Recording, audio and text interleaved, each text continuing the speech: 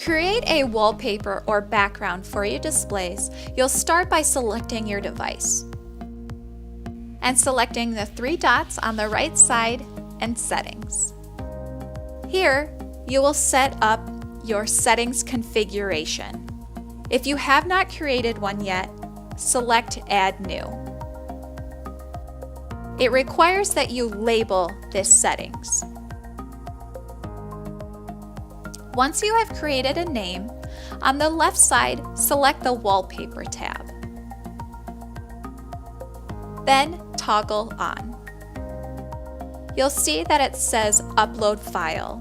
Select the blue circle and your file. And select Open. And you'll see that your image is in the middle here. If you need to stretch it on the screen, you can toggle on. Once you have entered in your wallpaper, select Confirm.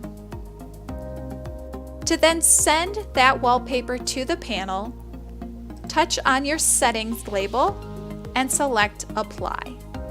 This will send this wallpaper or background to your Newline interactive display.